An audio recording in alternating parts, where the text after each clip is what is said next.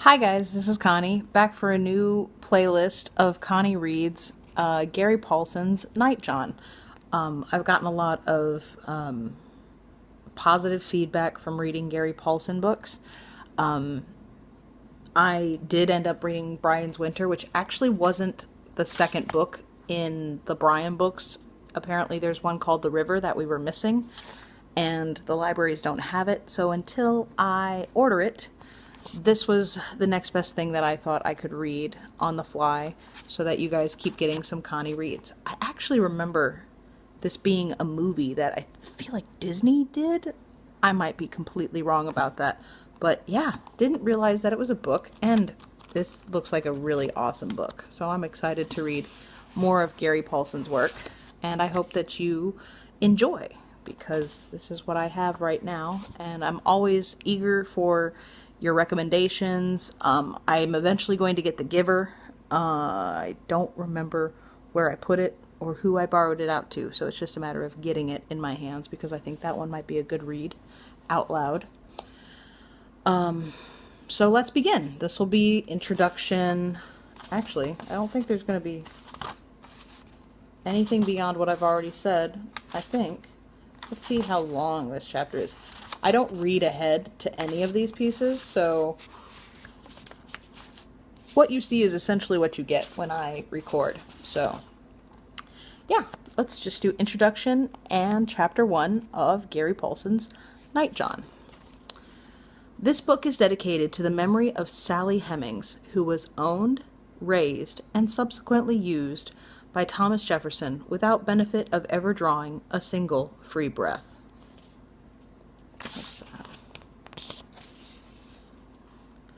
Except for variations in time and character identification and placement, the events written in this story are true and actually happened. What? NightJohn.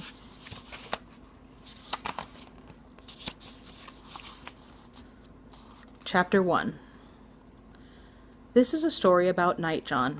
I guess in some ways it is a story about me just as much, because I am in it, and I know what happened, and some of it happened to me, but it still seems to be most about him. NightJohn. There's some to say I brought him with Witchin. Brought NightJohn because he came to be talking to me alone, but it ain't so. I knew he was coming, but it wasn't witchin', just listening. It happened. How it came to be was that NightJohn, he came, and it wasn't me, wasn't nobody one or the other brought him, except maybe it was that God made NightJohn to come. Maybe he and old Sel Waller. He wants that we should call him master. And they some do, when he can hear. But we call him dog droppings and pig slop and worse things yet when he ain't listening nor close. He ain't no master of nobody, except that he's got dogs and a whip and a gun, and so he can cause hurt to be on some. Bad hurt. But he ain't no master for all that. We just call him that when we have to. Keeps him from whipping on us. I'm Sarny, and they be thinking I'm dumb, and maybe up to witchin', and got a stuck tongue, because when I birthed, they say I came out wrong. Come out all backwards and twixt and twins. But it ain't so that I'm dumb. I'm just quiet, and they be thinking because I don't make noise and don't go twattering all the time that I be dumb. But I ain't. I just be so quiet and listen all the time that I learn things. I'm Sarny, and the other part of my name be the same as old Waller, who wants to be master, but is nothing. Nothing. I don't count the back part of my name no more than I count old Waller himself. No more than I count spit. My mammy, she told me that my birthing mammy was sold when I was 4 years old, because she was a good breeder, and Waller, he needed the money. My mammy said that my birthing mammy brought enough for 4 field hands, and that she cried when the man bought her. My mammy say that my birthin' mammy stood in the back of a wagon and watched back and waved at my mammy, held me up so I could see see the waving, and hear her crying, but I don't remember that. All I know for a mammy is the one that raised me, old Dilly. And she be the one who raises all the young. Breeders don't get to keep their own babies, because they be spending all their time raising babies and not working. So when they're born, babies go to the wet nurse, and she feeds them, and then old Dilly gets them, and they don't live with her birthing mammies ever again, even if they aren't sold off. It isn't for certain how old I am, except for the sticks. Mammy keeps a stick for each one of us, and in the summer she cuts a notch on the stick for each of the girls, so as to know when it will come time for the troubles and then the breedin'.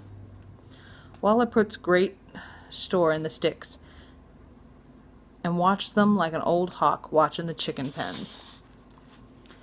By the stick I am going into the same year as all the fingers on both hands. Fold them down, then hold up the thumbs. Daly says it be 12. But I don't know numbers to count, so that doesn't mean so much to me. I don't yet have the trouble, so I'm still left to be as a child. We work around the quarters, and clean the yard, and gather eggs, and help Mammy with the young ones. It's work, but it ain't dawn to dark hard work in the field like the field work, and it leaves me a bit of time to listen and see things. Mammy tells me some things to learn, and I hear some others from the field hands who come back at dark, and now and again I have to work in the flower beds below the big window on the White House. The housewomen are fond of leaving the window open and talking all their business right there. So when I'm in the flower bed below the window, I hear more things to learn. When the day is coming on dark and we're all finished eating out of the trough in the front of the quarters, I get onto the pallet in the back of the long log house with Dilly and the babies, and I lays there and thinks. I thinks of all the things I've learned that day, and then I tries to add them to the things I learned the day before, and then the day before that. I've been doing that as long as I can remember, since I was almost just walking. I remember all the parts of my life. If there is time of an evening, and I haven't been worked to the bone, I can just lay there in the dark and think on all my time and remember it, except for my birth and Mammy. I can't think on her at all, except to wonder about her. Did she have dark skin or light? How was her voice? How did it sound? But you can't remember what isn't there, and no amount of thinking on it will make it come into my brain. It was in the flower bed that I first heard about NightJohn. Not by name, but by happening. And that's the end of chapter 1. Sounds like it's going to be an interesting read. Kind of wish I could get an accent down, but it is what it is. So be careful with that and enjoy, please and thank you. And I will see you for the next chapter. Bye.